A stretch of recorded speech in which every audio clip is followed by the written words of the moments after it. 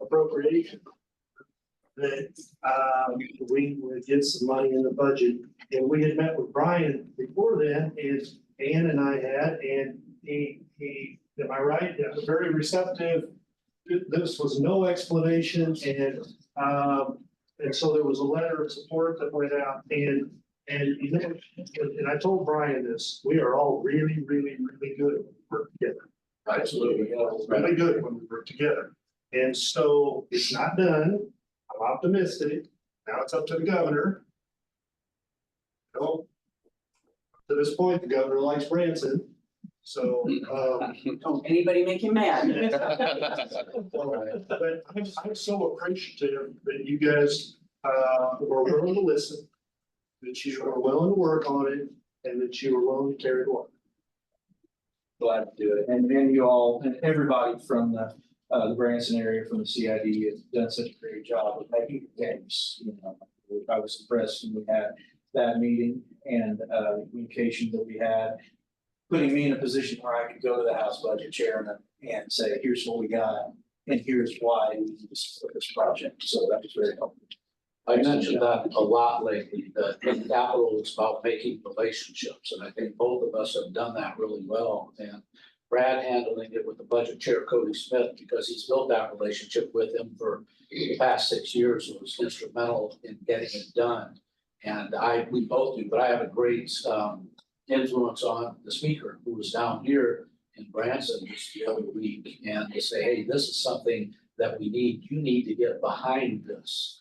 So working together, we have our own little people groups and so forth that we can reach out to get something positive done. And in the Capitol, again, it's all about relationships, and that's what we built over the past few years. And McDowell Communications and Communications for the 76 CID. Almost since the very beginning as well. Yeah, pretty close. Steve Kessler, Russell's Theater, former board member and property owner, so still very interested in what's going on. So thank you all very much. Do we want to do, Paul, do you want to do introduction, you and Holly and Todd and Jeremy, just so we've got everybody on there? Sure. So Paul Campo, CID Legal Counsel. Holly Dodge, counsel for Branson.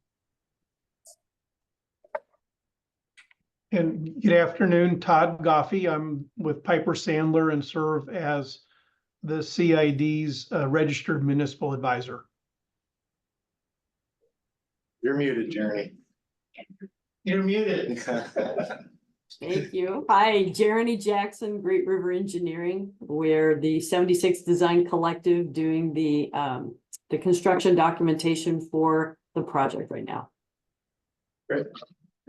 All right, see you moving forward. Thank you, everyone. Let's go to item 2 on the agenda, the approval of minutes from the April 24, 2024 meeting. Was there any changes, adjustments? Anybody have anything they'd like to comment in regards to the minutes? If not, I will entertain a motion to approve the minutes. I make a motion to approve it. Okay, second. Okay, any further discussion? No? All those in favor saying aye. Aye. Opposed, same sign. Okay, thank you very much. Approval of street light pole design by CID board. Jeremy, you want to dig in on that one for us real quick? You betcha. So Paul, I think are you going to make me a host for a moment? Yes. Awesome. You should have that, Jeremy. Share my screen. I think you guys can see that, can't you? Yes, sure. Awesome. Very good. So, I really appreciate having a moment today to talk to you a little bit about the street lighting. The street lights are, for all intents and purposes, a very functional item for us. I think way back long ago, when we were in our stakeholder meetings, we talked a lot about streetlights and what we intended to do with the streetlights, and we have not deviated from that. First and foremost, I want to talk a little about the lighting inventory. We actually went out in the segment 3 section and we took some light meter readings. And that was our departure point for making decisions about how we wanted to move forward with the street lighting in this section for the first and second segments. It's important to understand that street lighting, there are some standards. The IES recommends a standard foot candle, 1 foot candle, and that's an average. And the unfortunate news in segment 3 is that we, under the lights, which is on the slide that's shown on the screen, these readings are taken under the lights. And I don't know if you can see my mouse or not, but the far right-hand side, that's a 2.3 reading, and that's immediately under the light. A 1.9 in this location, these are pedestrian crosswalks. A 2.5 in the yellow area, and a half foot candle in this area here. And that's a departure point for us because in the areas under the lights, those should be considered hot spots. Those are places where there would be the maximum lighting, not minimal or even just slightly above average. And again, remember that what we're looking for is an average of 1 foot candle, but overall, the lighting is just a little bit too dim, and we heard that. We heard you all loud and clear. What we've attempted to do is go in with a lighting plan that's functional first and safe and meets and exceeds actually the minimum standards. The foot candle average in the course of this corridor in segments 1 and 2, what we're achieving is an average foot candle of 3, but I want to talk about how we get there and about what our options are when we do. We know that there are going to be some places where in between the lights, and I know what you're seeing on the screen is like, holy cow, what in the world are we doing? But this is the area in front of the lodge and the Hughes Brother Theater where we've got a plaza. And all these dit dots that you see going forward and backward, those are foot candle readings. These the squares and the round dots, the squares are actually the poles, and the round dots are actually where the light is going to be. And we've got those shown in every other light. In other words, they're on one side of the street and then the other side of the street. As you look down the street, you're going to see them on both sides of the street, alternating. And in the areas of the crosswalks, we're cheating just a hair and trying to tighten that spacing up because we want this to be the most brightly lit part of our project. Under these lights, we more than double the readings that you have in segment 3. And so we're seeing an average of about 5 right underneath the light. And that's okay with us because in the end, the average again is about a 3. That means that the areas in between these light fixtures is reading about a 3. And with plenty of backlight on our sidewalk areas as well. This is an example of the pole arm and fixture that we're using. It's a very standard pole and arm and fixture, but this swap in Kansas City, they went from a sodium fixture to the LED light that we're suggesting. And you can see that color in lighting makes a very big difference. Now, I do believe that we don't have a lot of lights in segment 1 and 2. There is some street lighting, but it's very broadly spaced, and I believe that it's metal halide. And the temperature of that light is very similar to an LED, but LED fixtures, lights are far and away more efficient, and they just distribute the light very differently. And so this is an example of the contrast that you see when you change out the lighting fixture. This is the actual pole arm and lighting fixture that we are going to be using. The graphic that you see here is what it will look like when it's put together. We are not using a 6-foot arm. We're using a 10 and occasionally a 12-foot arm. But the pole height is the same. It's going to be about 29, almost 30 feet tall. And so that light is up there. The idea here, just as we described in the stakeholder meetings, is that the pole and the arm and the fixture should be utilitarian in nature and should, for the most part, just blend to the background and not necessarily be something that you focus on. It is in fact a very utilitarian pole and arm and fixture. Here are some stats, and I see that one of my photos didn't come in, but here's some stats about this light. So we have the maximum flexibility in lighting control with the fixture that we've selected here. It's very adaptable.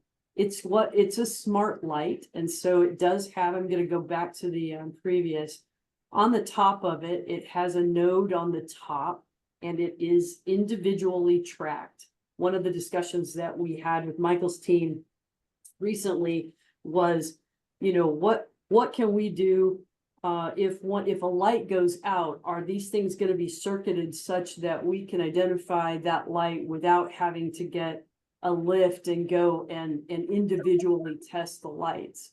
And indeed, that is the case. In this particular situation, we have a service tag, and that's what that controller on the top is. And that service tag each one has its own ISO address. It also has a motion sensor. It's dimmable, so it lowers the electric use, and it has lightning arresters, in fact, each pole and fixture assembly. Each one is individually controlled and monitored, and so we're able to actually get that connected with the city's service panel. If you have you have things that you monitor, and so that can actually be fed in. And so if there's any kind of a problem, that problem will show up on the monitor, and you'll be able to know that that light in that location has an issue. There are some other things about the street light. Obviously, we're building into the pole the receptacles at the top so that we can attach the Christmas lights.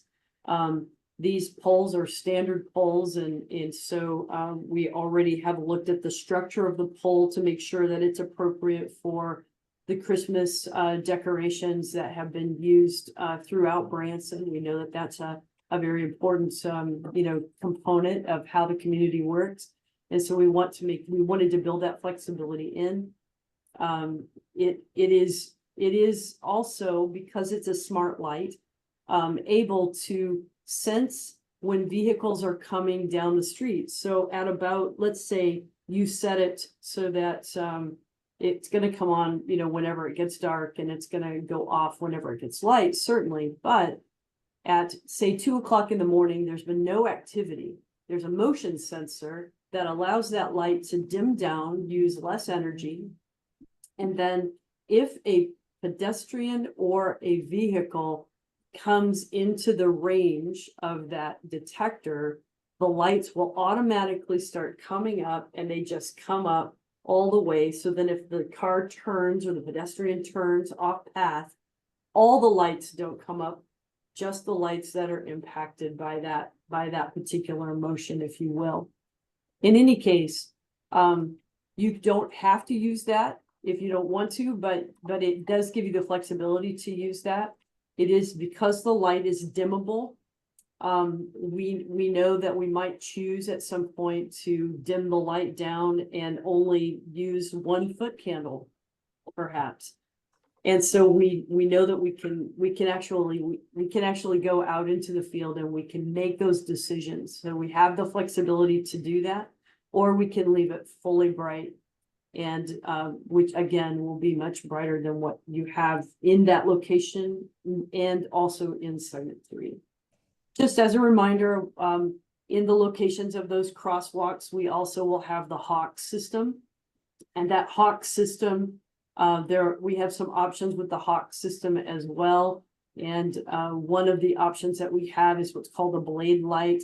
And so we're still working with engineering on, making the final decisions about the Hawk system, but we believe that it might be beneficial to actually use the blade light system so that the blade of light is actually thrown down on the ground in that crosswalk area on either side, so that it emphasizes that crossing even more so. Oops, there we go. So I'm gonna roll back up to the poll right here and then answer any questions that you may have for me. Thank you. Any of the board members have any questions? Comments? Yes, sir.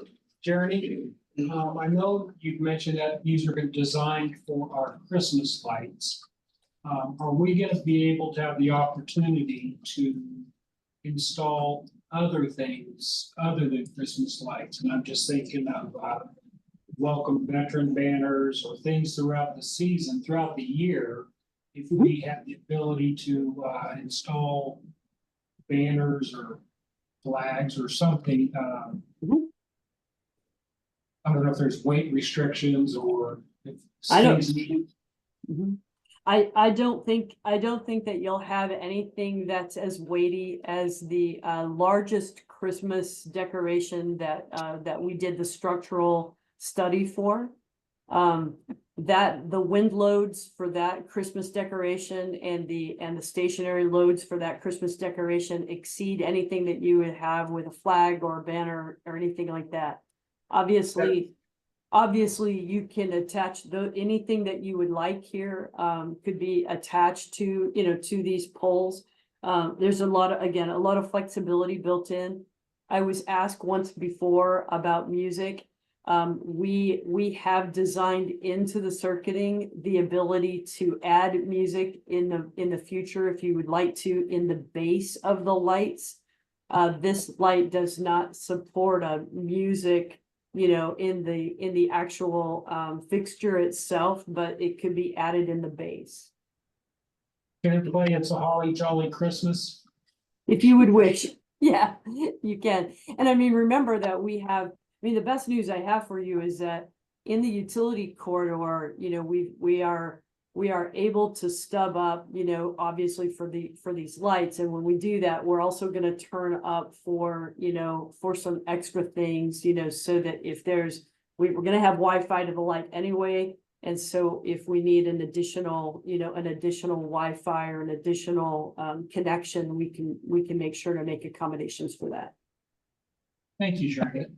Can member ask a quick question? Please. All right, this Brian Sites, dealing with the LED lights in comparison to the traditional lights. And I know you said when a vehicle approaches or a pedestrian, that it would be turned up to the fullest extent of brightness. Is there potential to interfere with those that might be a little bit more elderly that are developing cataracts, whose names are Brian? As far as driving and so forth, that study's been done that these LED lights at their brightest are not so sharp that it could be distracting to drivers. I honestly don't know that I have a good answer for you on that exact question. I can tell you that you have full control over how bright you want these lights to be. So we have designed it so that you can use them at their maximum, which is again, that average foot candle of about 3. And that's approximately 3 times what you have in segment 3. But You have the ability to turn those lights down. You can try to achieve an average of about 2 if you wish, or you can go all the way down to 1. We do not recommend going below 1, as that's the absolute standard, you know, from an engineering perspective. But you have all the controls. So if, you know, if someone named Brian, for example, wanted to be the person that, you know, that tried it out and that we, you know, that we use in a test run, I think it would be great. It would be great to actually do that and figure out like what's the comfort level. But I don't know of any studies, Brian. Okay, thank you. I have a question. Now, is that including like, I know there's a difference in direct light versus diffuse light. This is a diffuse light where it's not, is an area, it's still impacting your sight. It's pointing down. Yeah, it's still impacting your sight. LED lights. Yeah, it's Some impacting, people's yeah. vision. My question is this, I don't remember segment 3, what the light looked like. Is this similar to segment 3? I mean, are we going off? It is. It is pretty similar. It's, so let me kind of, you're kind of going where I was going. So it is similar to, correct? And it's similar, It's a slightly different. slightly different. When we did segment 3,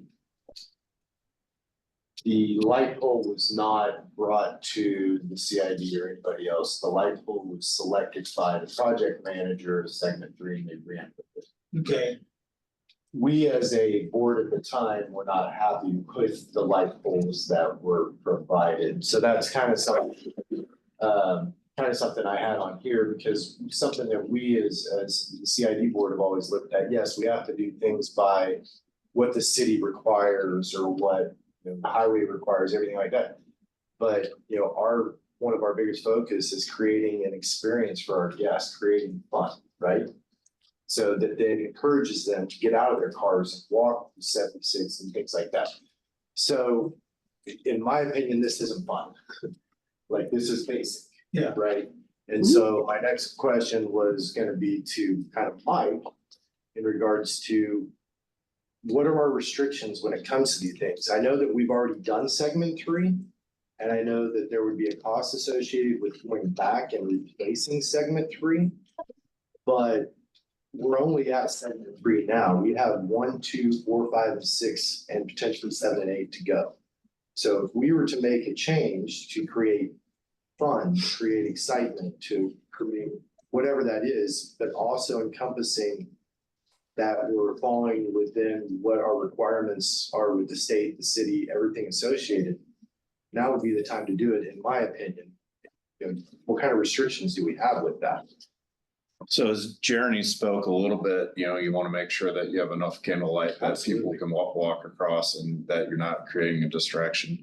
This light that she's presenting today is your overall street lighting. So it's overall turning movements, pedestrian movements, so on and so forth. As far as enhancing the light, you know, that was the question we had. Is it a black pole? Is it a galvanized pole? Is it 14 steel? Is it what is the wow factor on it or the design factor on that? I think overall ambient lighting, the city doesn't have necessarily a specific spec, but I think we should fall under the Federal Highway Commission and go by their guidance. Well, especially when we're doing federal funding behind this and state funding behind this. And I agree with you on that, but does that mean that we couldn't go and plat it with some sort of, you know, nature type theming that would go up and over to make it look like I don't know, a tree, you know, or whatever that is. And I'm just blowing stuff out here, but I'm trying to figure out if we have those options. So What is the plan for the color? Jeremy? What we selected was black. And the intention here, I mean, and this is, I mean, you know, this is just me, but there are other places to put your funding, in my opinion, that where you get more, you know, you get more experience for the money. I don't know that I would tell you that the light poles are where you would want, where I would recommend that you put your money. The function of these light poles is to provide light, you know, but the side note there is that they do give us a structure. And there was discussion at some point about wrapping these poles with sculptural elements and putting bannering on, and that was, you know, we moved away from that. That doesn't mean that we don't think that sort of thing is a good idea, because you know, there's a structure there, and so utilizing the structure and doing something with it makes great sense. You know, could they each be, you know, a tree that, you know, does something? Sure, but I'm afraid that we might be tripling or quadrupling the cost of this, you know, of this particular functional item.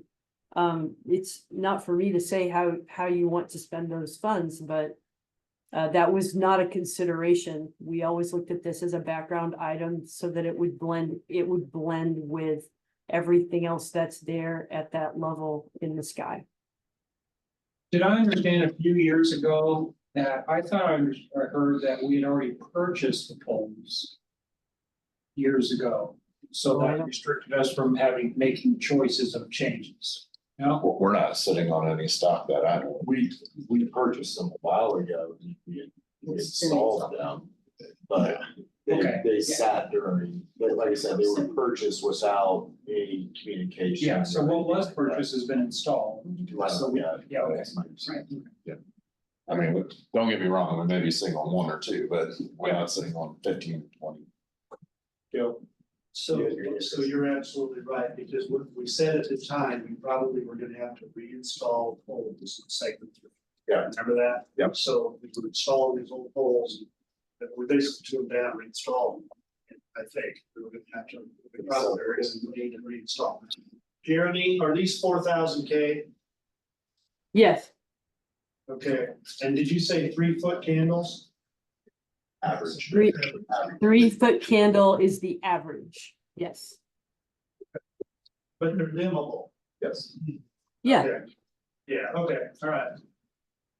That'll work. Well, I mean, I had a couple other comments here in regards to, you know, do we want to look at, you know, CCTV speakers, you know, if sidewalk lighting is outside of this, we can, I guess, do something more thematic for that aspect, but she's answered my questions on those. Does anybody else have any questions or comments in regards? I thought I agree with it, that the lights just go away. If you do it with theme or doing black at night, that's probably gonna go away, but I know that most of the day, people that want to walk around is in the daytime. So, and I won't be, you know, that's, you know, but I think I kind of agree, maybe focus on things that really, you know, you gotta pick and choose your battle. Yeah. And then, is this a background thing, is this a, you know, because you can't do much to a pole and a light. I mean, so I think. Dancing. You can do a lot of things, trust me. Well, to your point, I think where we miss is some color, you know, a lot of these lights gonna be white. Yeah, lighted. well, they have to be, right? Yeah. We can't put Yeah. RGBs. You don't want to detract from the Yeah, theater exactly. lighting, from No, the that's true. attraction lighting and so forth. This is a background. Very true, very true. You mentioned CCTV, if this board goes down that road, that will also be, I think, a political issue that the community's gonna have So I some, agree with you 100% on that. they'll fill the room. Yeah, I'm just, you know, you never know what could happen. I'm just sharing with you. So- The music, we have music at each one of the bases. No, absolutely. Yeah. And I think That's a that, political issue. What kind of music? When? Yeah, who pays the rights every time? Use local content. That's right. local content. Yeah, there you go. Find it live right from the theater. Absolutely. That would be cool, though. All right, any other questions? Steve? Just encouraged to make the structure strong enough, following up on what Larry's talking about there. Jeremy said about the Christmas lights. Yep. The banner's not any more than that, but for my opinion right now, Christmas lights are undersized for what they should be anyway. And you put them on a bigger pole. She's talking about the Christmas lights that are in downtown Branson the last couple of years, not the star arrangement. that But was either way, just make sure the structure of the pole is big enough, because you're probably gonna have both on there at some point. You're gonna have Christmas, and my hope would be a Christmas decoration that is large enough to fit what is on Highway 76 here. It needs to be more massive than what we've had in the past, doing that, and so just encourage to make sure that structure is oversized. Yeah, I agree with Steve on that, because I can see it coming, right? So we can always, Working on the design already. Yeah. we can always make some candy canes during Christmas season too. Hey, So there you go. See? Well, I think that's where the creative can be, is the best, and the lighting, because it's not the pole, it's what we do to that pole to make it more interesting. That's right. Chuck, I'll hold you up while you wrap the candy cane around it. I'll be happy to do it. CID has to be the word, I'm not. All right, any other questions, comments, concerns in regards to these? Anything else? Well, are we at a decision point? It's, I believe we have to approve, based on my understanding, it's the approval of the light pole design. by the CID board. So we do need, which we have, because we have 5. 1, 2, 3, 4, 5. Yeah. So we have a quorum, yeah. So, yeah, if there's no other questions, comments, concern, I'll entertain a motion to approve the streetlight pole design by Jeremy. I make a motion to approve it. Okay. Second, Mike, second. Any further discussion? Yeah, approving, I'm all for approving and moving forward. But back to Steve's point. Jeremy, is there? I know we want to approve and move forward. Is there anything any information that you could provide, what the weight limit is, or what the wind load factor is? As far as upsizing? Is the pole that we're looking at today already sized to be able to handle the weight and wind load larger than our Christmas displays? It is able to accommodate the largest Christmas decoration, custom Christmas decoration that you use on the armed poles in the downtown area. That's the largest one. And we made sure that we were structurally sound to do that for sure. I made a note here about accommodating not only Christmas, but everything else all at the same time. And I will double check with my structural engineer and make sure that we are good. But if we needed to upsize the pole, we could certainly do that. So we're approving the design, not necessary, I guess, the design, not necessarily the structural integrity of it. You'll be able to work through making sure it's thicker or whatever is necessary, correct? Yeah, we'll engineer it. Yes, we will Will engineer. that need to come back to the CID board? To verify? We can, but at the end of the day, it doesn't change the design. It may change the thickness.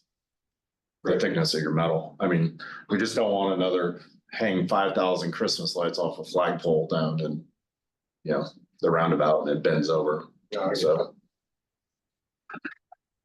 I mean, that's what happened, so. So do we want to make an amendment to the motion, Mr. Mayor, in regards to the structural integrity and just verification that it will be able to handle it? I probably would, just to be clear or something. Yes. Please, and here again, Jeremy, I think to make it clear, not get into the weeds. Maybe the engineer can inform us. I know it already satisfies the largest Christmas light display downtown. Sure. But maybe the engineer could maybe provide more information. Could it do more? The existing design, could it handle more weight and wind load? And if so, how much? Okay, sure. Yes.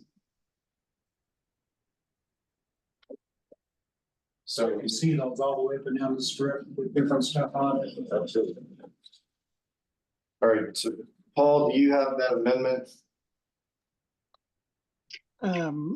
I have not so much an amendment, but just a request that Jeremy will report back that the existing design can handle more weight and wind load.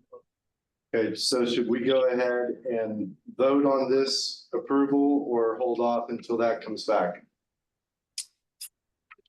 Well, what I think you guys can move forward with it. I heard Jeremy say that they'll engineer it and it's not going to change the design of the pole.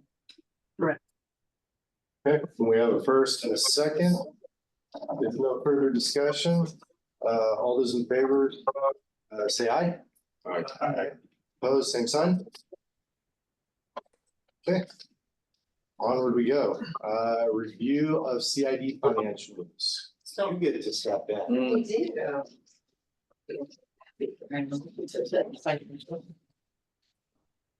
Thanks, Paul. Thanks, Jeremy. Paul, I sent those to you earlier. Yeah. So this is the income statement from our finance department, and at this time, the revenues are at 1,660,262.92, and that's year to date. The total expenditures are 6,495,218.06, and that includes the 6.2 million that was paid by the city board to the city. So that's pretty much all of that on the first page. The second page is the year-to-date budget report, which shows that the fund balance is 9,233,832.07. The next page is the balance sheet, which again shows the total assets of 9,244,517.48 and the liabilities of 10,685.41. So those were some invoices that we paid, which again brings your total fund balance to the 9,233,832.07. The next is your SID history, so the 1% SID history, the year-to-date amount for 2024 for May. Of course, this is not May. This is 2 months prior. So March, year over year, you're still at an increase this of 6.6% over your prior year and your year before. And it's just, the next one just shows the expenses that have been paid out for the month of April. And then your account detail history of what was paid out, so the different invoices that were paid. And then the last one shows the invoices, and it was for legal services. Any questions?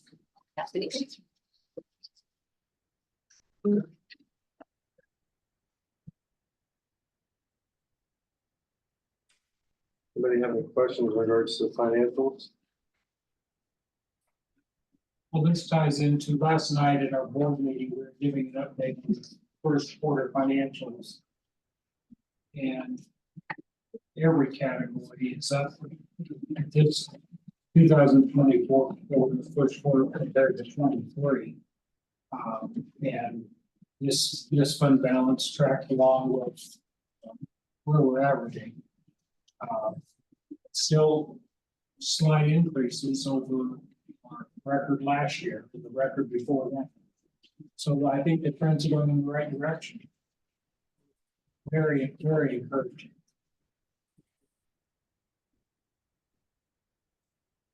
Okay.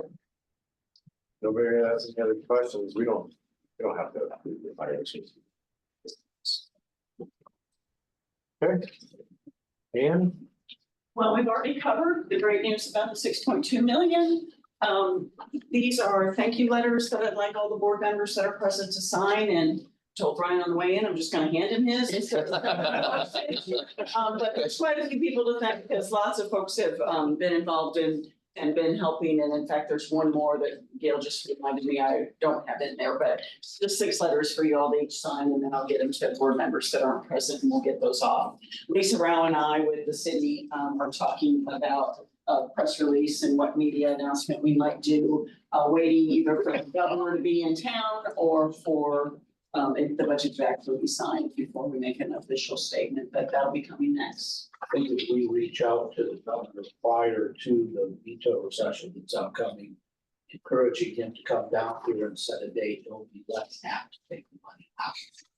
Yeah, I think that's very good. If we do that ahead of time, and he's scheduled to come down here and Yeah, I believe he's coming the 25th for the state of the state report. it might be a good time, So- he can mention that, so we can reach out, but if you could reach out to him as well, thanking, his participation in this great budget activity. It's less apt to veto. See, there's an experienced politician. Sad, but for But that's all I have. Thank you. Thank you. All right, next item is the discussion of request for proposals for underwriter. Todd.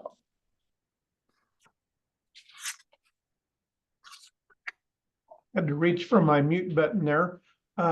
So what you see here is a very basic RFP for an underwriter.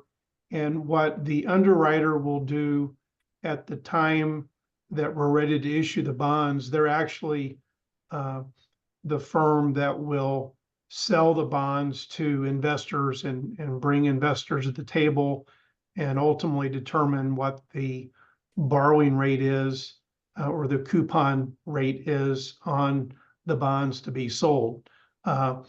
You'll see in the RFP, we kind of provide some background information that will be helpful for underwriters to review and respond to that, give them a little bit of background on timelines and what the CID has done up to this point.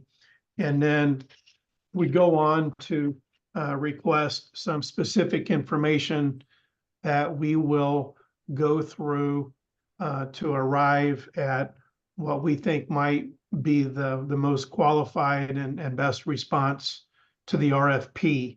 In terms of timelines, we're requesting that the responses assuming that you approve this today, that the responses would be due back by June 20th. And then we would plan to be back to the board on June 26th to present a recommendation. And in theory, that's the day that you would actually approve the underwriter selection. We're kind of ahead of the process on this.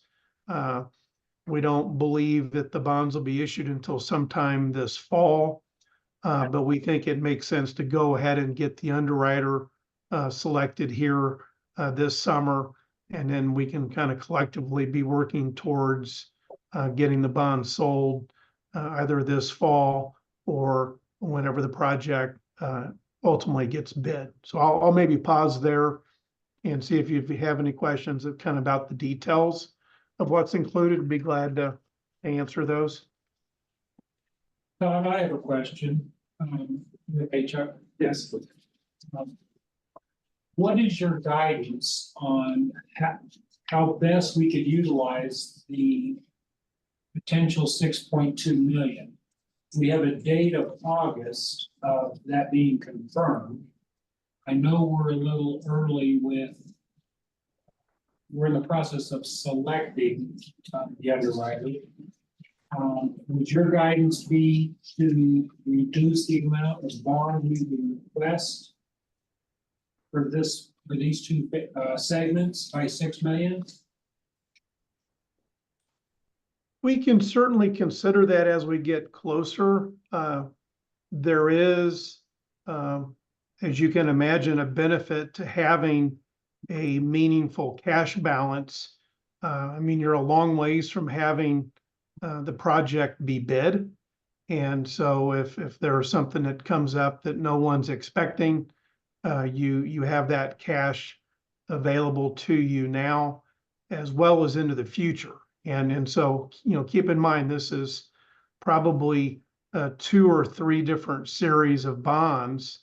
And so you just don't, in my mind, you don't want to run yourself short on cash early on, that then creates a bigger hill down the road. The other thing that comes across my mind is that in the current environment, you're probably earning somewhere 4 to 5% on that cash.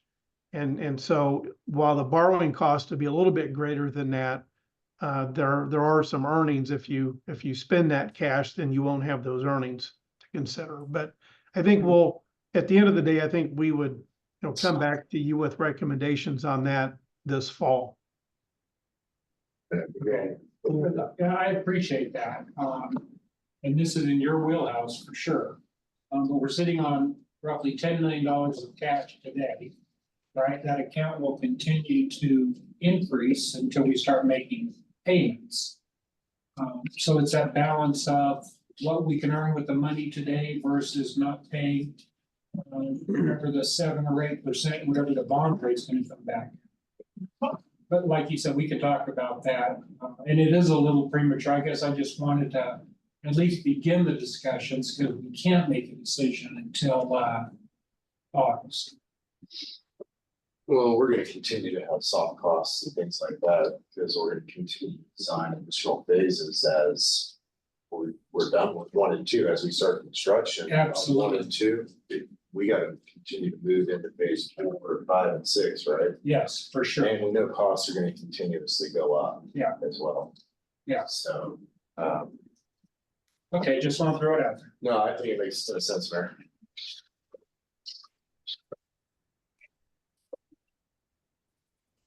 So do we need to, does anybody have any comments in regards to the RFP? Paul, I assume you've reviewed it. Yeah, Todd and I worked together in preparing it. I don't know if we need a motion per se, just if there's any objection, let us know. Otherwise, Todd will handle the distribution. There's like Todd, like FAs and like bond counsel, there's a few usual suspects in this space. And Todd and I have already gone over the distribution list, and he'll handle sending that out. Everything will come back to you presumably next month. And then you guys can take a formal approval action then on the underwriter. Okay. All right. If there's no objection, we'll move forward to the next item. Next few items we're working through, discussion on funding of sidewalks and duck bank construction. That was cleanup from last time that was left as unexpectedly wasn't here. What that discussion was supposed to entail is from Lane Road or Drive that's next to Ruby Tuesdays all the way down to 165.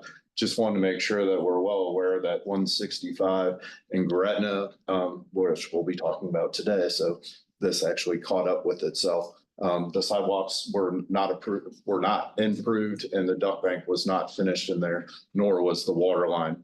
So that was where segment 3 stopped. And I just wanted to make sure that we were all aware that those continuing costs were headed towards us as we're doing that intersection, and that I was looking for support from the board to pay that bill as that comes through to match the segments. So what you'll be doing is we'll work on segment 1 and 2, and we're going to release this piece that'll connect them together all at once. And then these are the connection pieces that are cleanup from segment 3. Okay.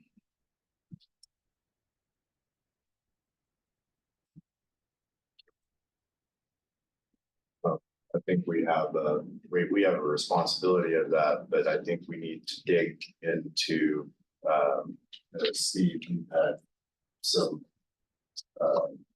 Yeah, I just in general, just as far as the when you're, I guess more on the intersection, and all that. Yeah. So, I mean, moving to that yet or not, or?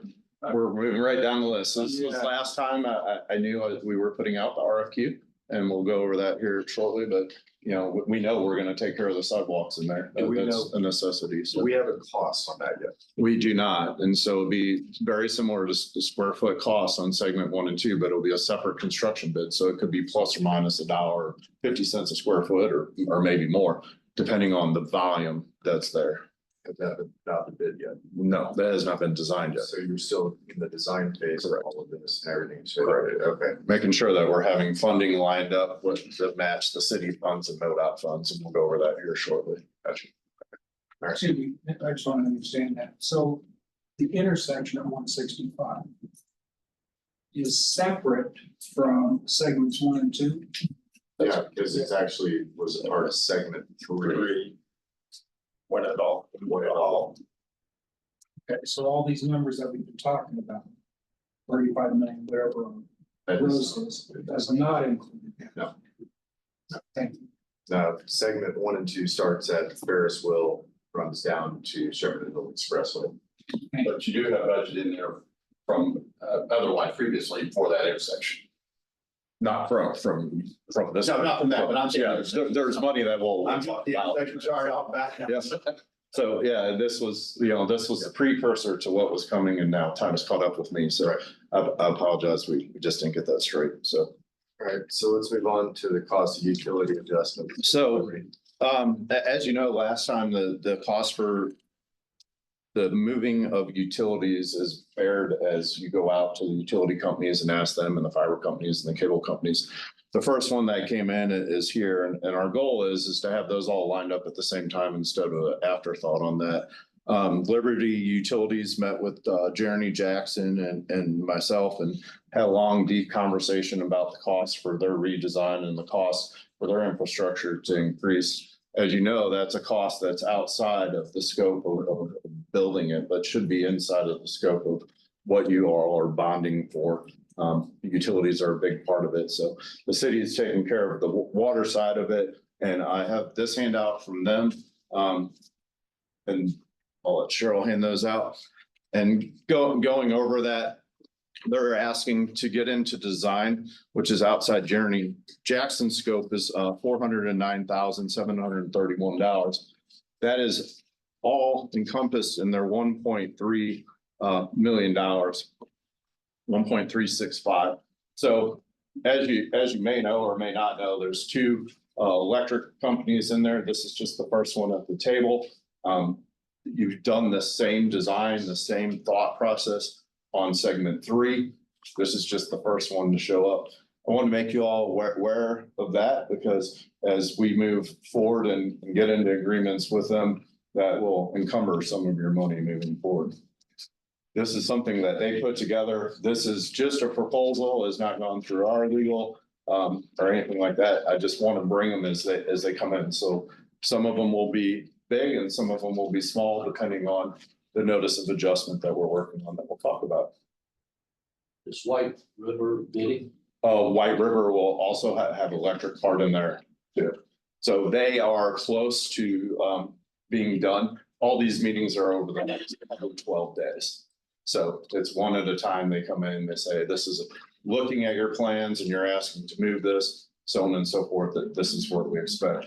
The important thing to realize with Liberty is that their circuits still will be above ground coming from the back of the properties. That is very similar to it's not completely protected from a storm. So I want to make sure that as we move forward, that we never say we're completely protected from a tornado on there. It's cleaning up the visual aspects and then taking care of it. This also does not include the service connections for the businesses. Some of the businesses have overhead connections. If there are overhead connections, they stay overhead connections. The city respectfully thinks that it's not our responsibility to change the business connection to their business or their house. It'd be very similar to your house. You may have underground or above ground. We'll keep it above ground off of meter off of there before we go on to private property and businesses. So the business currently has overhead connections. Correct. The actual head.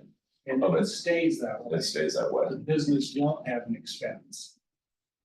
Right.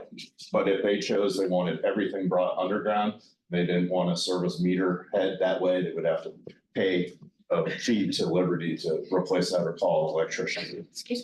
But that would drop it. So That's business responsibility. that's a business responsibility. But if they want to keep it the same, there's no expense. There's no expense to them.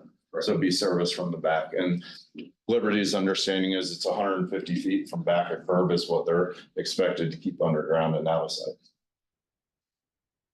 From 76 back, that's correct. How does that work, Mike, where you got utilities above the ground, and the duct work is in the back? So how do they connect it? In terms of- I'm not really sure. I think they spear up and grab. I think some of the business owners will see the benefit of it. They were gonna look into us how many cases that there are for that and report back to us. I know of one right off the top of my head. So I do want to make sure that, you know, we're super transparent, that we talked about it, and there could be, if they leave it how it is, there's no cost, but if they choose that they want everything hidden, there's a cost to it. In segment 3, you were lucky that a lot of them were fed from the back and that they were cleaned up and you don't even see it, so. A lot of segment 2 already that way, because it was under. Yeah. I don't have hardly any at all that are. Yeah, segment 2 is actually really good shape, so. Yeah.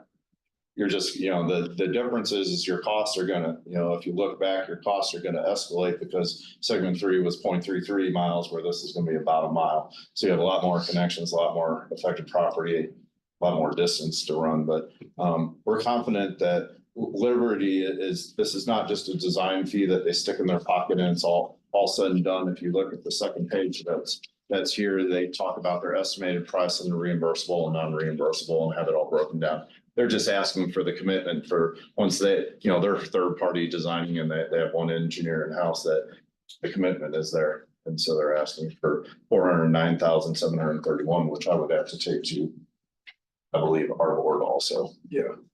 Is it in line with the budget? So Is it? Journey's not on now. I don't know if she necessarily had these numbers figured in. But we'll get them all together at once and then we'll go. The important thing to realize is that as these come in, we'll have to make some decisions. I hope that by next time we have them all, that we'll have to move forward or else design will fall behind and we won't reach our deadlines. So this is, you know, you're going to do something. They're just asking you to, you know, commit it. Down payment on the Another car. question. I know we're spending a lot of money burying on the lines because of all this exists, especially at the pole. If outside the duct bank is above the ground, okay? Is there an interruption if the above ground is being interrupted in terms of concession? I mean, like what we did Celebration City, we have a loop. We will continue to have power no matter what. But so it's our city. So the question is, when we have disaster like tornado and businesses being impacted, they're above the ground. Is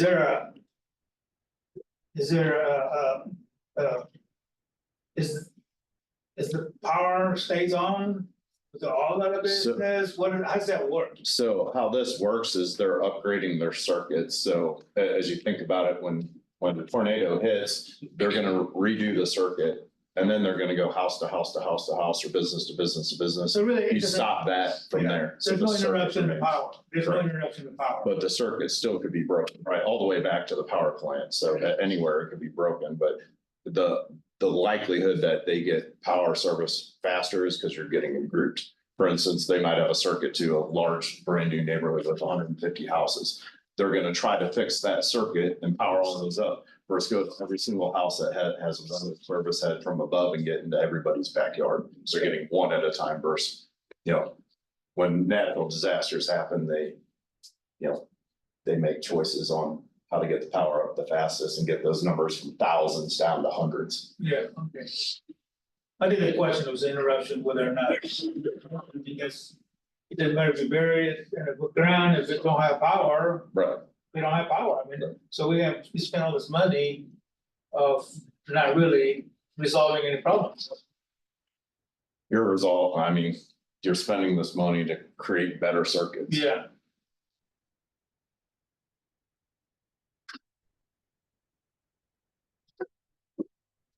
Sure. So I think that the board in the past, Michael, asked you on all these agreements to have something in there that said time and material. and also Adams building. And if I remember right, Cheryl, on this last one, White River, they had a number in there, but they never used all of it. That's how this is designed also. Same design. Yeah. So, that's not necessarily what, I don't think that's what the agreement said. They could charge. And so, so if you could, maybe your attorney can help you with it. It's time and material and itemized billing. Yeah, that was helpful. We will make sure. And again, this is their proposal they handed to us, so. Yeah. Any other grant? And that should be the case on, I think we asked the, y'all to do that on that. And to Billy's question, I do believe that Journey's did not have the numbers plugged in a previous conversation we had about them. And none of the utilities were factored into that. There was always going to be that additional cost. Correct.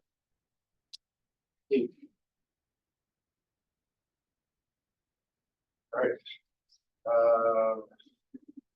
Moving forward, unless there's any other questions for any board members.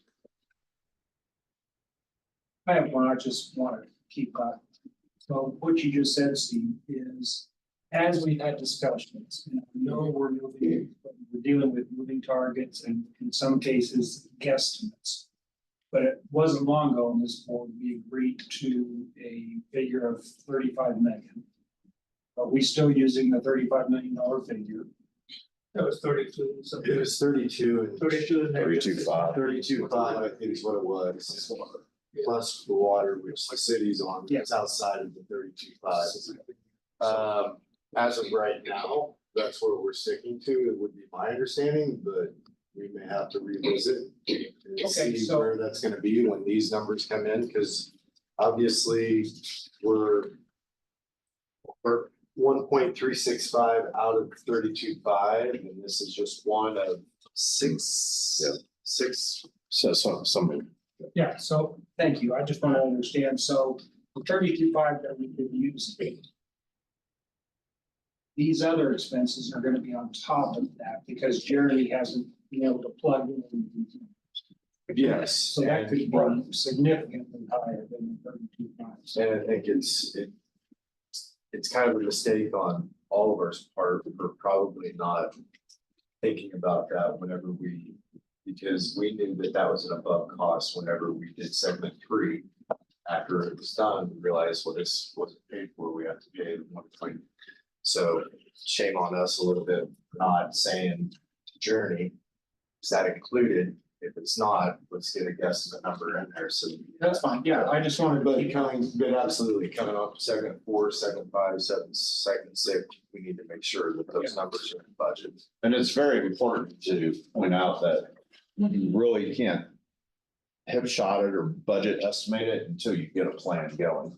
Because that's controlling your contactors, your circuits, and she moved in, and she, to Jeremy's defense, she did a great job of trying to leave stuff in place, so we weren't paying to move a whole bunch of stuff, so including signage, so.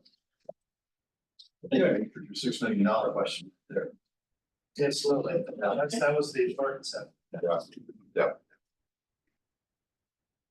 All right, moving on to discussion about CID funding for 76 Gretna. Michael. Perfect. So I have the request for qualifications. All these are gonna. Didn't put very many. I didn't put very many, so you may have to share, try to save on paper a little bit.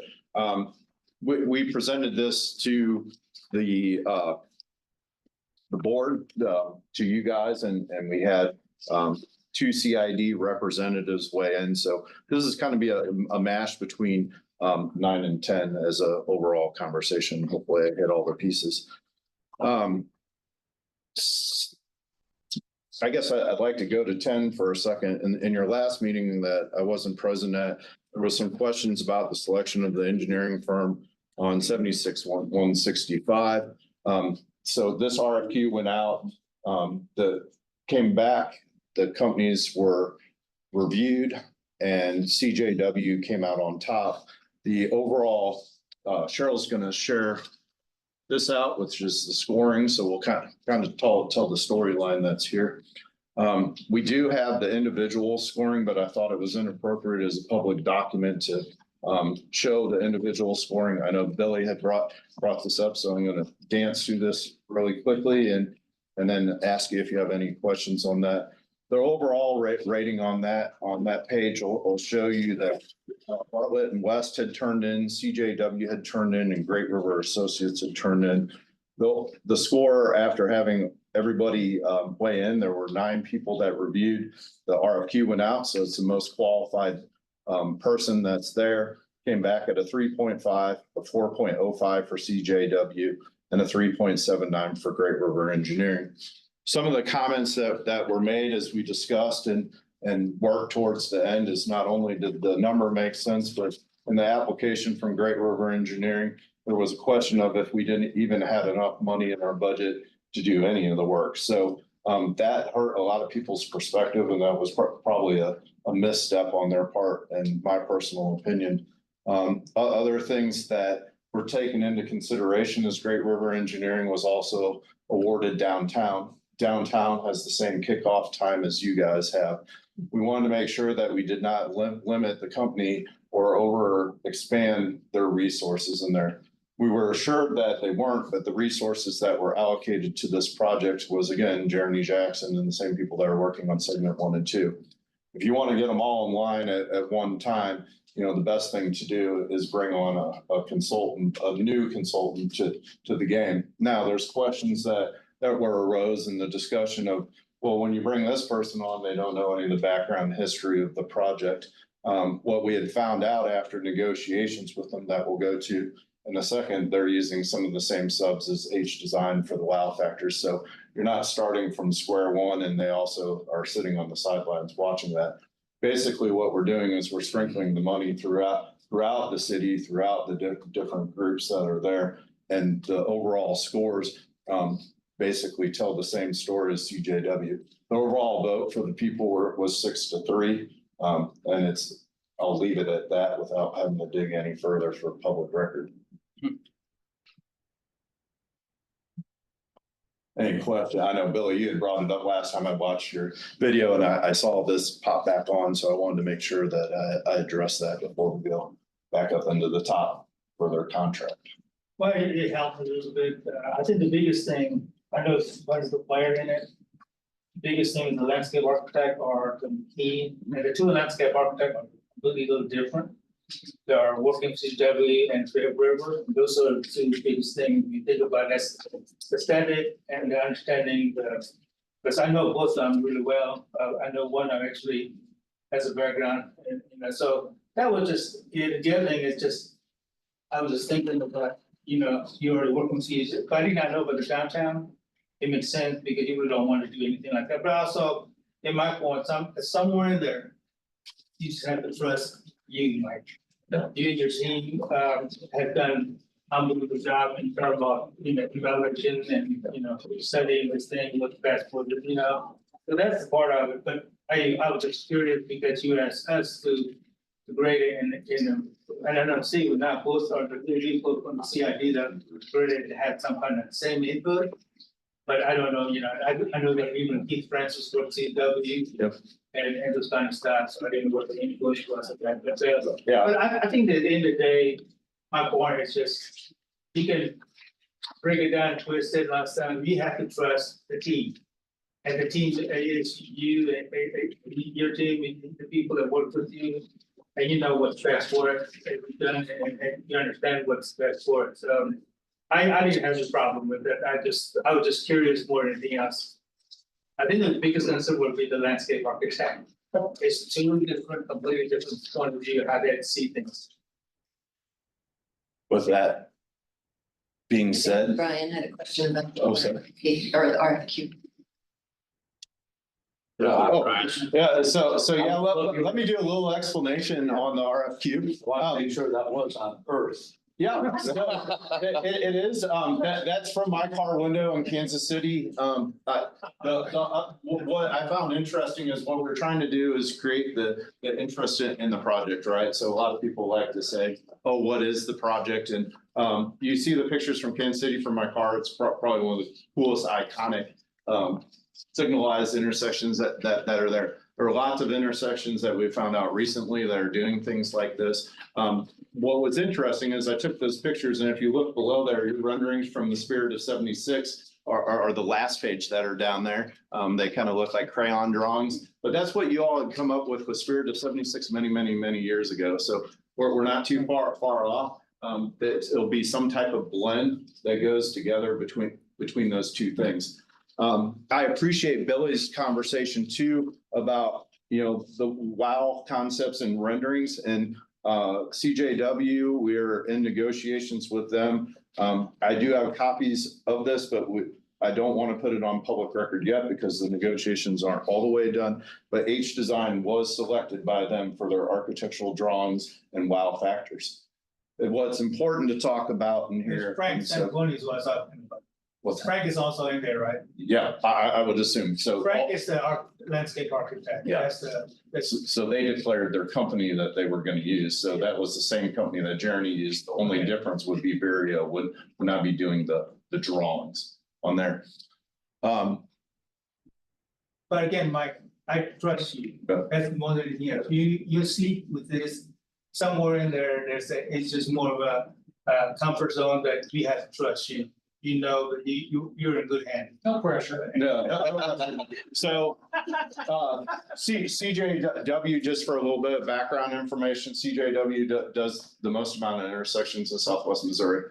I am confident in their design, as I've actually built one of their designs. So I will put it that way. I would say they're the best for the intersection, and the intersection is what we're after now. And then what we're going to talk about here is something I think Steve wants to talk about, is what is the WOW factors, and that's above and beyond what the intersection that the city is trying to improve. So along with MoDOT. And so it's very interesting how this will be funded and work through is, you know, we can't use MoDOT funds to do WOW factors, of course.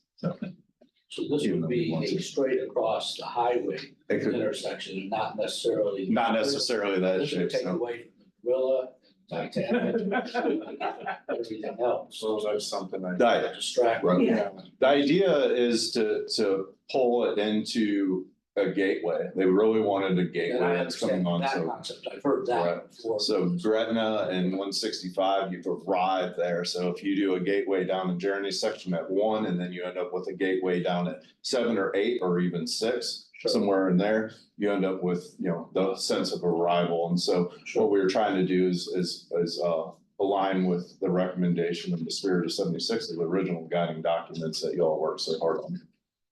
It's gonna be interesting because it's a very tight landscaping area, and you know, the area is so tight with everything in there. It'd be great to see what solution that they can come up with, because it is be a miracle. Because so many of the businesses are close to that intersection. What I'd like to highlight in that, so I guess, can I move on from 10, the selection of the engineering firm? Do you feel comfortable with that? That we did our due diligence? Yeah, all right. So my biggest concern is switching off from Bear River Engineering. I understand the theory and the philosophy behind it, especially knowing that they're doing the downtown project. I also kind of get it from the perspective of we're in the middle of segment 3, so there's really. We do have to, yeah, that's me. Sorry. We do have to teach them. I mean, it's gonna take a ton of your guys' time to rebuild a relationship or build a relationship. I understand the piece there. But you still are gonna have to teach them what our expectations are, right? Sure. And so if we take a moment and we dig down into their proposal, I think you'll be pleasantly surprised at what we've done. I've numbered these, so we'll share on this because again, the agreement hasn't been done. But I want you to see that they have proposed the work that they're gonna do on the intersection. They were given a $1.6 million budget for this intersection. That is outside of the WOW factors that are there. They came back with a proposal for $238,794 for design. We went back to them saying that seems well, actually, the original one was $276,794, and we went back to them saying that's a bit. They had $100,000 lined out for a structural engineer for whatever this wow factor becomes. I don't take that very lightly. So what we asked them to do is we took it back to the basics and we took it back to the intersection and the needs of ADA, sidewalks, wow factor, so on and so forth, and we separated those out. They came back with a base bid that you'll see there, $176,794, which is in the top page of this that's there, which is roughly 11%. They also, if you go to the bottom of it, you'll see wow concept and renderings and alternative structure. That number went from 100,000 down to 62. We're still in negotiations with them about that final number and expect that might be in our inbox now. So should be back shortly. The wow renderings, what we asked them to do is instead of spending $100,000 and taking them forward is to come up with 3 intersection designs that reflect that. That's where they got the consultant of H Design for $21,500. So I wanted it to be realized what wow factor really costs for the drawings.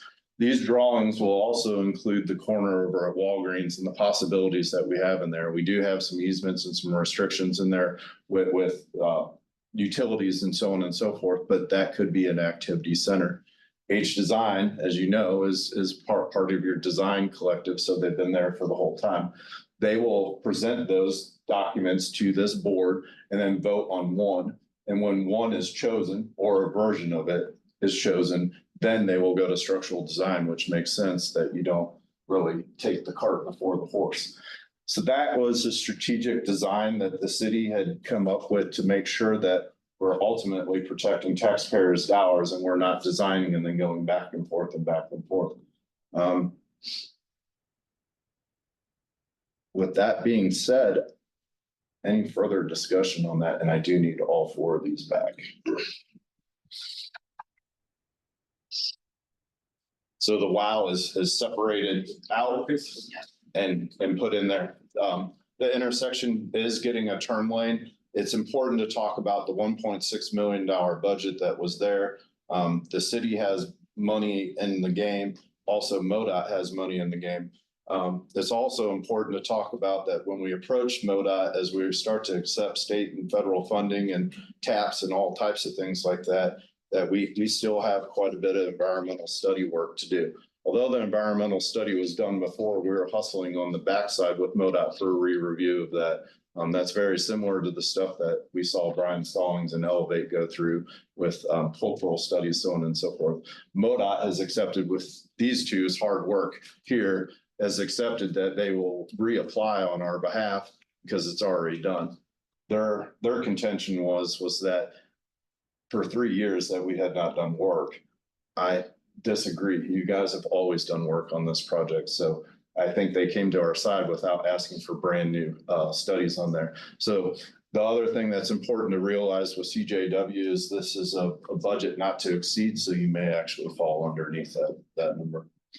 With that being said, I'm not asking for a motion. I just wanted to share and give you a discussion about where we were on these items and where the city's head and where I want to make sure that we're clear what we're working on. Very hard for y'all. When would you anticipate this?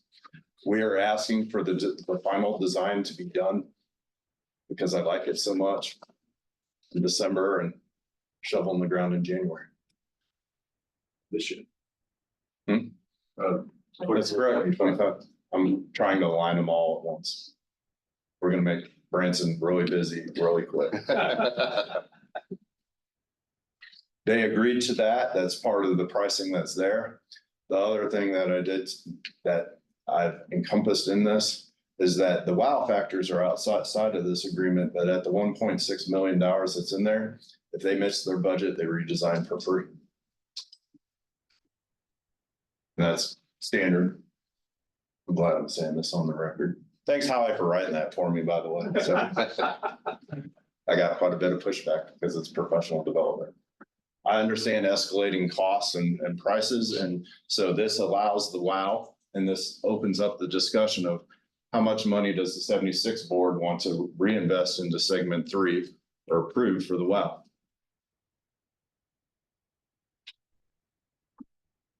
Just on that note, Clay Cooper's brought that question up a couple of times. He brought it up again at last night's board meeting.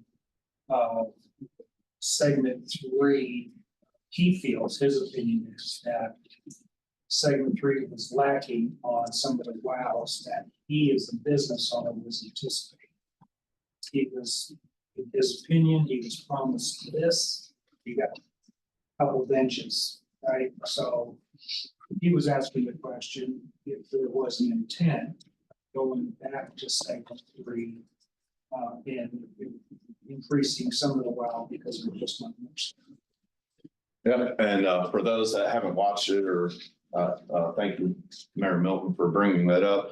I loop back to segment 3 that we've asked for TAP funding to go back and take care of safety at the crosswalks that are there. As far as changing out benches and lights and so on and so forth, I'd like to see what the final approval is on segment 1 and 2, and then that would be up to the board's decision if you wanted to reinvest money or switching out, as we talked about today, streetlights, so on and so forth to match the thing. Yeah, and Clay used that term also. He used the term when segments 1 and 2 get designed and built. Will segment 3 look odd, right? You have all this and then there's nothing. Yeah.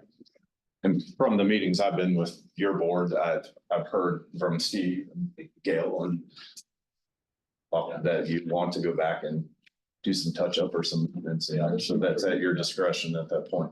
But it does make sense when we do finalize the 1 and 2 wows to look at that compared to 3, right? Yes. And the goal of the city is that once we do finish 1 and 2 and you have the basis of 3 and we see this get underway, is to make this a complete street. So when, you know, the Cheddars and the Chick-fil-A come back, it's not Michael saying, well, you should do this, and they listened. So it'll be, this is the expectation. So if somebody upgrades their property on 4, 5, and 6, you know, they leave that space open. And I understand some businesses don't have the ability to afford that, but they may have the ability to afford to make sure that the duct bank's in, so we're not ripping up their entrance or align their entrance when they're redeveloping, such as, you know, we're working on. Yeah, I can say that we're working on Domino's right now, which is part of segment 1 and 2. If you can identify and assess and understand have value, especially after 1 and 2 is done, that may make sense. Then if you're asking us to move forward to see what we can support, and outside it'd be good to know what are we supporting, what numbers are we looking at, and what are the things that you guys are doing. Makes sense, you know, as you pick and choose your battle, try to make that wow factor to play into the number 3. So it's interesting because you have the intersection there that's a major, whatever you're gonna do, but it's not just 1 and 2, 3 never gonna complete this intersection. What happened there in intersections can be pretty critical too, how we marry this way and marry that. Yeah, correct. So you overall, as it's designed in your agreement, that you'll have the overall, you know, input to the WOW and the design above ground, you know, the aesthetics of it, and this leads that to that conversation, but also leads it to, you know, a true billing on this one.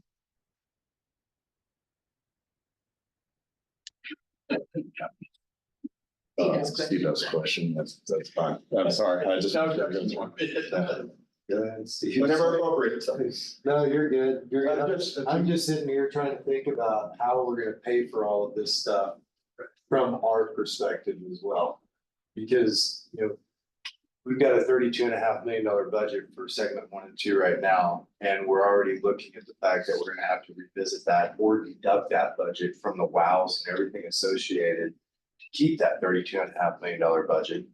Now we've got to figure out how we're going to pay for the undergrounding and the sidewalks on Gretna, because that is segment 3, Gretna 165. So I would say that, you know, in conjunction with the city for the stoplights and associated, that we're going to have to cover a number of those costs. So now we're talking about when are we going to go back to segment 3 and revisit what was originally done, where I understand business owners' perspective of what they believe that they were going to get and what they didn't get, and I get that. But everybody had an opportunity in segment 3 to also throw in a ton of money too. Yeah. Right?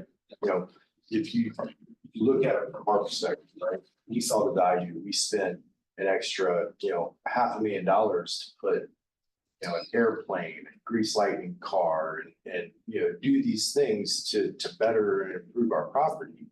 So, you know, we as a board have to look at, is it really our responsibility to go back and create additional wows on those properties as well? I don't have the answer. I don't have the answer for that.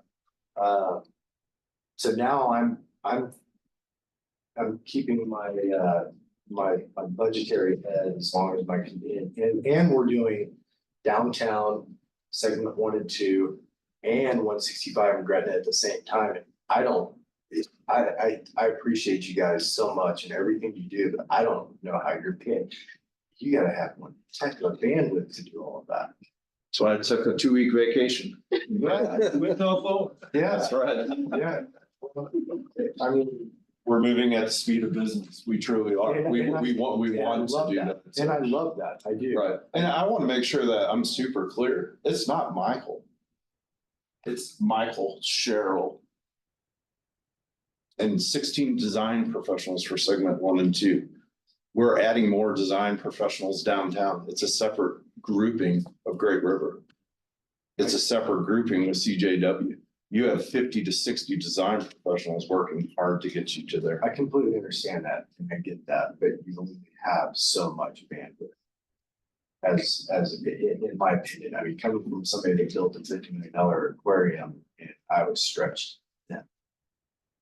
So, you know, that's all I'm saying.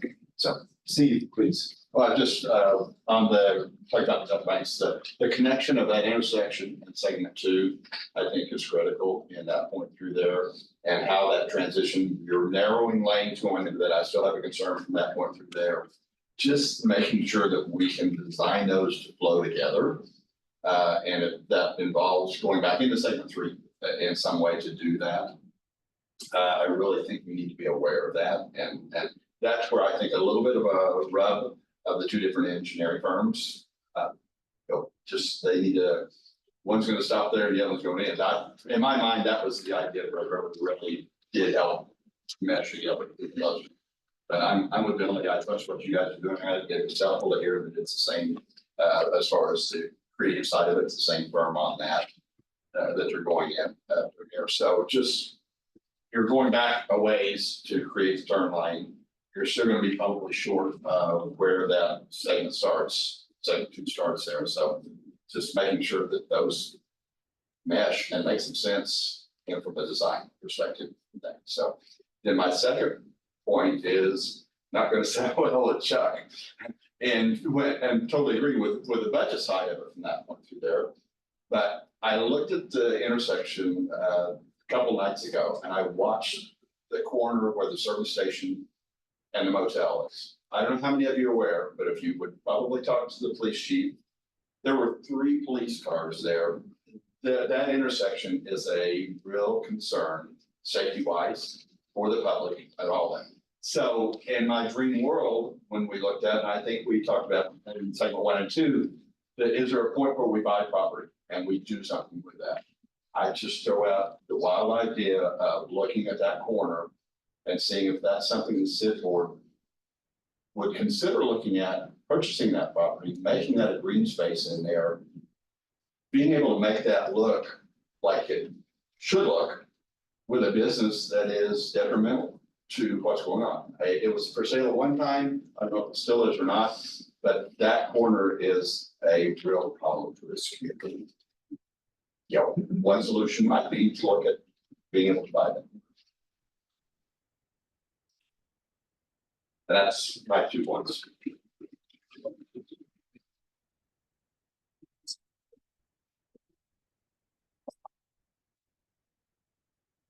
Learn how to quiet a room. Time read us. That's why Steve's not on the board anymore. So. I mean, ultimately, I hope that, you know, you don't feel like the city's forcing you into it. It's leaving the doors, the options, the wow and the alternative for the structure is there, and it's split out in the contract. So it can sit outside of there as you take a little bit of time to go. But if we're looking to have them start to get out in the field and start to do the same type of work that you've seen done before with surveying and making sure that we start talking to the utility companies and we go back to MoDOT and have conversations with them and yeah.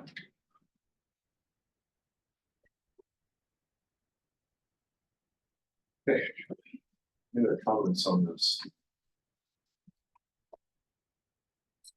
I would throw out that I believe there is an interest, revisiting segment 3. My opinion, I think it's premature to talk about that until we finalize the wow factors on them to see how that flows. The only downfall of that is there is a benefit to designing wow factors on this corner, at least from a design perspective. Yeah. So that if the city decides to hurry up and go on this, which it sounds like January construction, hurry up and go. We at least can get all of the undergrounding and anything that could benefit the wow factors into place, whether that's, lighting. At least have conduit as well as tear it up once. You can always go back and tear up back away, but it's much easier to dig it up and put all the things underground now that would be time to do it later. So they do the design, which, what was the design again? 21.6 plus It's 21.5 for the design and then structure once you engage with the design. Structure for the light. Structure for the light, that's correct. 21.5 gets you all your wow and renderings and concepts that are there. And perspective is that, at the end, if you get the 3 wow concepts from H Design that has already presented concepts to you guys and you don't like them, you can always say, let's go again or hire an hourly consultant. You can hire an hourly architect to weigh in. Marty thought that is a low number for them. For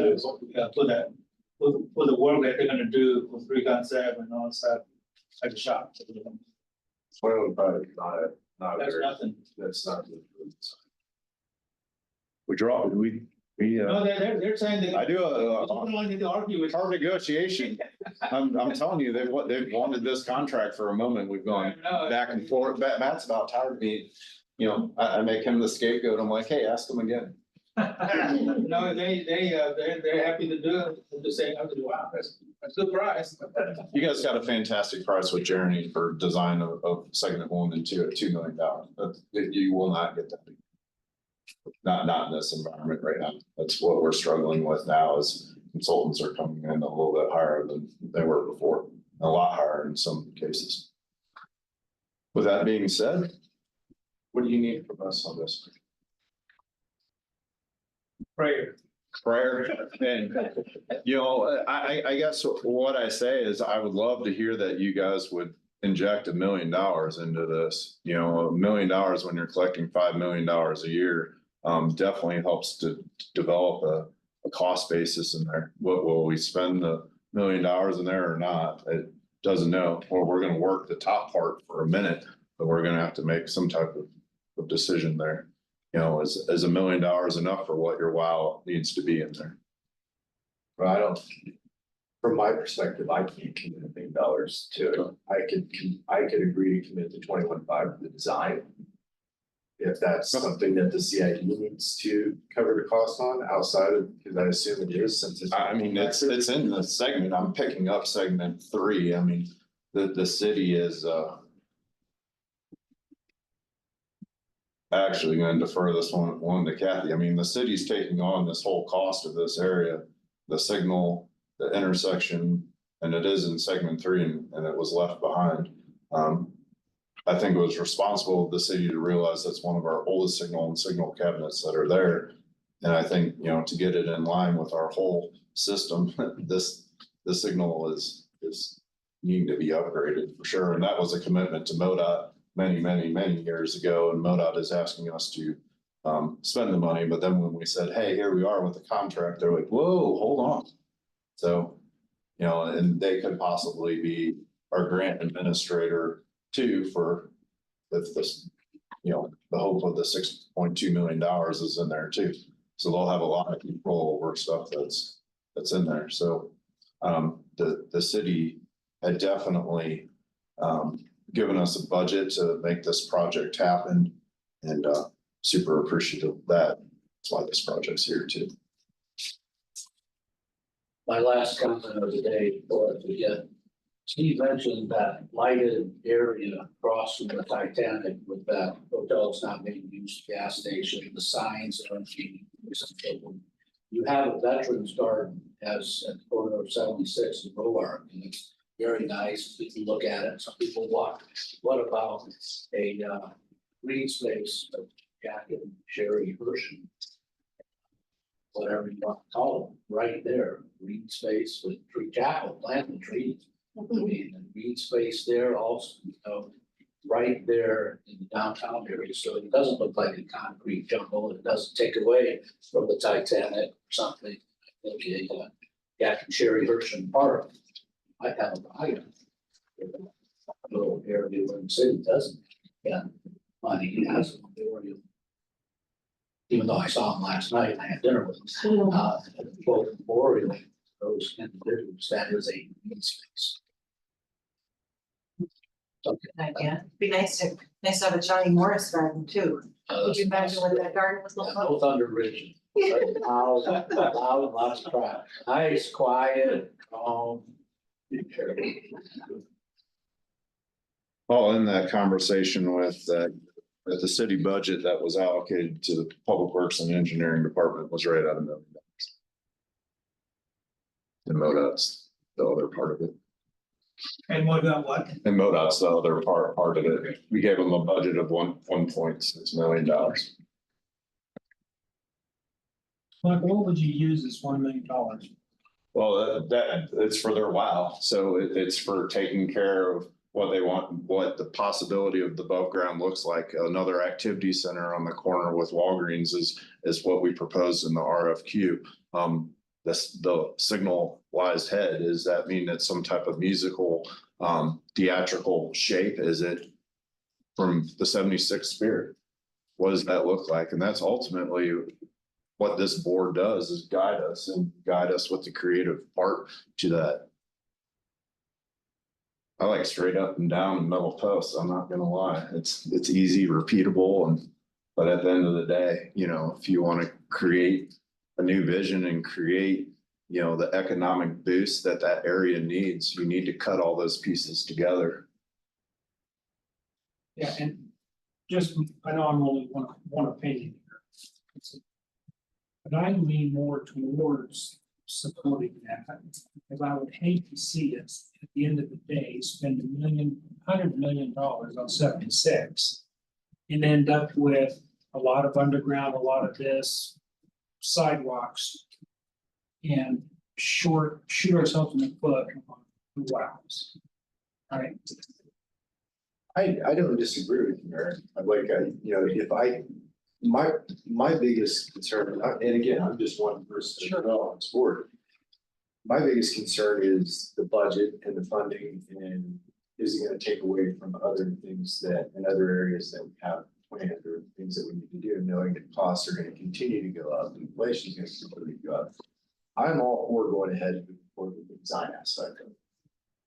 But am I willing to say, yes, I'll give you $1 million for going ahead and doing the wow factor right now? I don't know. Now, will I say, you know, they say they come up with this really cool light, musical note, you know, street light or something like that, you know, for $150,000, $200,000 for the traffic lights. Would I be willing to agree to something like that and not the rest of the wow factor on the corner at this time?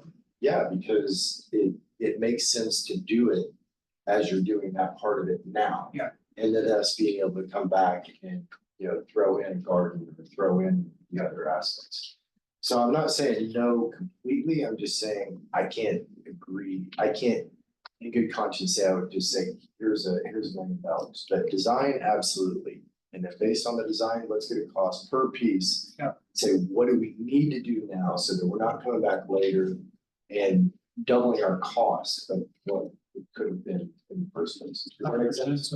Yeah, Yeah. so. There's two assumptions here. One is that when you open the bids, they're gonna be 32.5 million, right? And I'm not sure that that's a good assumption.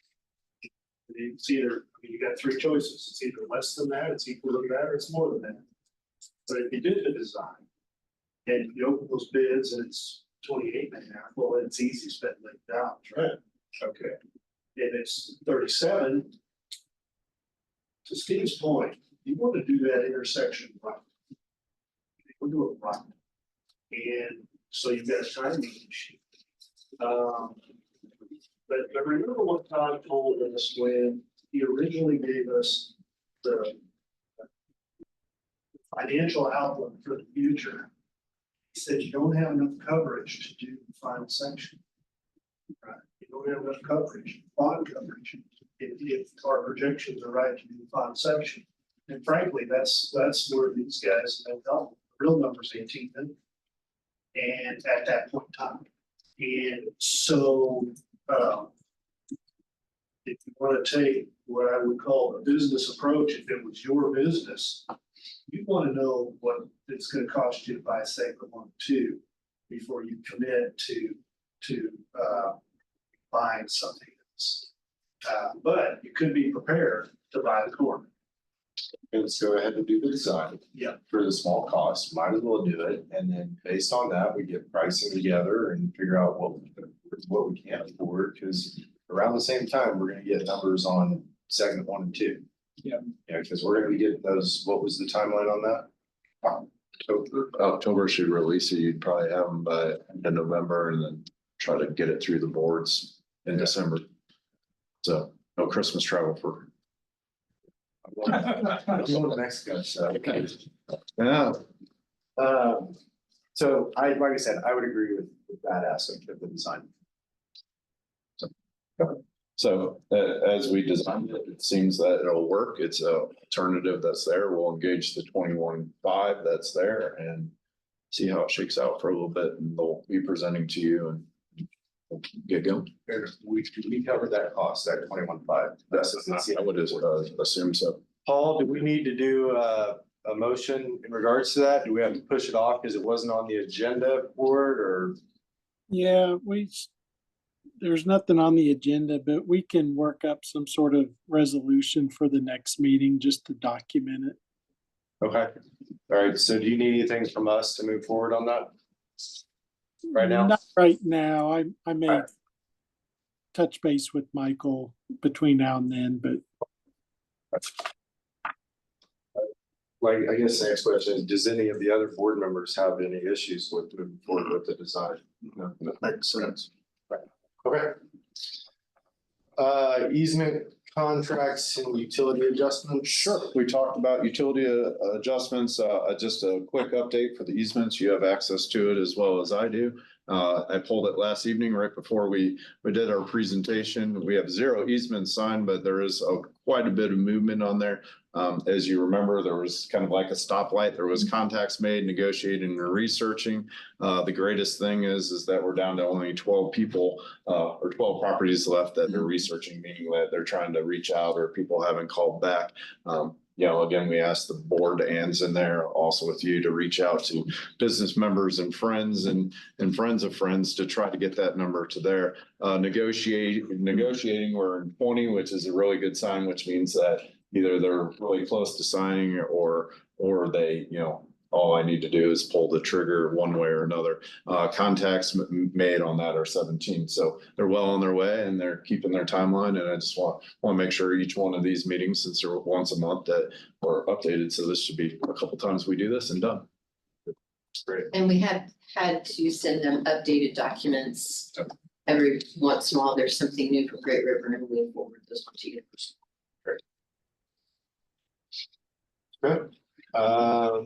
Introduction of any new business. Any new business? I was just pointing out, what do we have on the website? Well, I thought I'd mention that. Chuck and I talked about it for this meeting, but it was a pretty full agenda. So next month I'll bring you first draft. I've seen it and working with them on changes in contract. All right. Excellent. Your comments, questions, concerns, all that good stuff? Again, a huge thank you to both of you for Yes. attending this meeting and Yeah. sitting through this and, you know, it's an exciting project and, I'm truly blessed to be part of this process and truly blessed to be with this board. So, Great job on your presentation last night. thank you. And I thought the reaction from the 2 or 3 comments were very positive, and nice. Very positive. Yeah. That was a great job. And to Michael's horn, we had a problem in front of Splash Car Wash on Reading Road. Ended up with, that's what we call a sinkhole, Yeah. a big one. Yeah. And you look down in there and water's flowing and everything. And between 7 o'clock at night, 5:30 in the morning, I was there about 8 o'clock. There was thunder, lightning, torrential rain. It was horrible. And I came back to work this morning. I thought, well, nothing's gonna be done. Those sounds blocked off, the water turned off on one of our busiest days of the year. They were out there in the lightning, in the storm, in the rain. Got the whole thing done and put the finishing touches on it today. So we lost basically no revenue. I don't know on any other. Yeah. City project could be done that. It's fantastic. Well, and I'm glad you both attended. Because we're obviously talking about big dollars. But also, I'm glad you got a sense of the level of detail, the high quality of brain power that's in this room, meticulously going through everything. So I'm glad you got to see that firsthand. Yeah. But we're just not throwing up numbers and hoping for the best. Right. Um, Appreciate that. It's been great to meet you. Thank you very much. All right, if there's nothing else, I'll entertain a motion to adjourn. I make a motion to adjourn. All right. Second. All right. All those in favor, stand up and get out of here. Oh, thanks.